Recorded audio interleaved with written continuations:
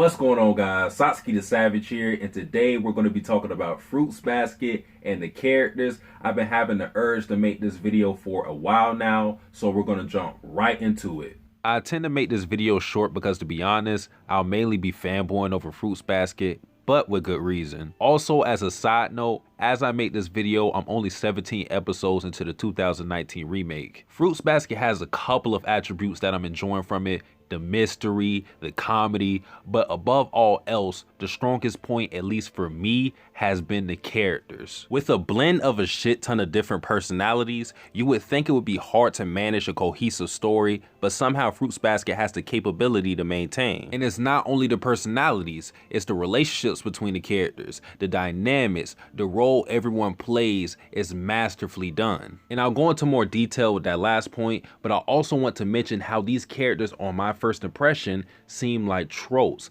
but branched off and evolved into being spectacular characters. Starting with our main heroine, Tohru, a surface level examination of her would tell you that she's a cute, klutzy, airheaded high school girl, but there is so much more to her. Tohru throughout the series actually drops wisdom on the audience from time to time, albeit a lot of the wisdom comes from her mother, but nonetheless, Tohru is able to understand the lessons that she's learned and teach others in her own unique way. Tohru is hardworking, inspiring, and she has a tragic backstory, so she isn't just confined to being this adorable girl that the series wants us to love. She's the glue that keeps everyone in the series together, and because of that, that's why she's so beloved. Another character that breaks the mold is Kyoko. From its initial showing, he may only seem like the token tsundere character, but he too has more depth than that. Kyoko, being the cat zodiac, is basically ostracized by his own people, the Somas. He's looked at in a different light in comparison to the other zodiacs,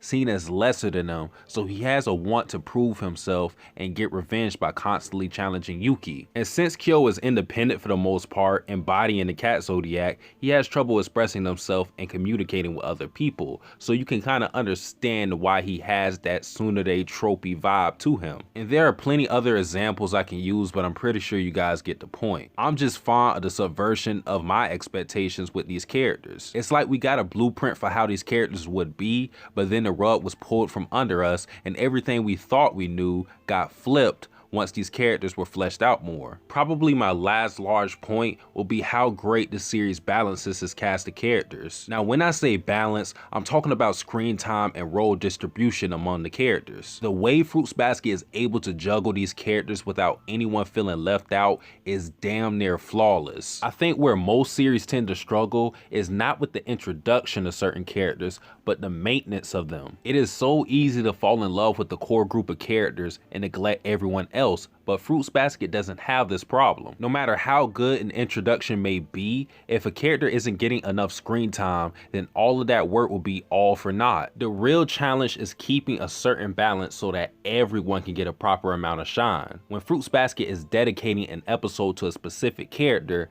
best believe that won't be the end of them. They'll pop back up, they'll have some purpose, and you won't forget about them. I was worried when watching the series that characters like Uotani and Hana, who have a less important role in the overarching plot, will be pushed into obscurity in favor of the more relevant Somas, and I'm happy to know that my concerns were for nothing. I don't think there's any wasted opportunities with these characters, and I feel confident that all the characters in the series will be fleshed out and nobody will be left behind when it's all said and done. When I sit and I try to think of a great combination of characters as a whole, I think a series like Fullmetal Alchemist, Monster, and now Fruits Basket. Fruits Basket has succeeded in giving their characters layers and overall just making them fun and likable. There's almost no one I dislike in this series, except for Kagura. Even characters I thought I would hate ended up growing on me and became lovable. So with that being said, I think I talked enough, so I'll end things here. Actually, before I close out this video, allow me to say this, because the content of the video I actually made before I watched episode 17. Now that I'm talking, I watched episode 17 and I seen Ryzen say this in C-Tactics Discord. He basically said that this was one of Fruits Basket's best episodes, and I have to agree. I thought episode 17 was phenomenal.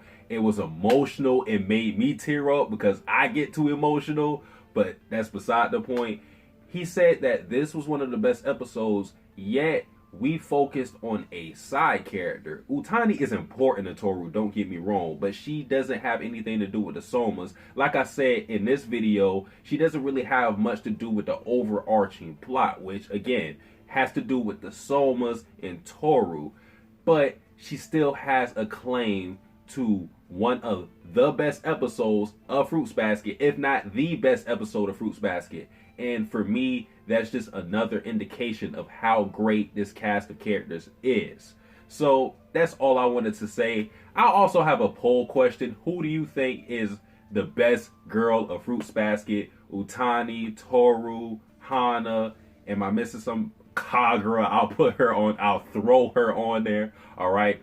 But guys, that's pretty much it for the video. If you enjoyed this video, like, comment, subscribe. Satsuki the Savage, out. Am I dying to live, or am I living to die? Living a lie, with my hands stressed out. See, I'm stressed about being a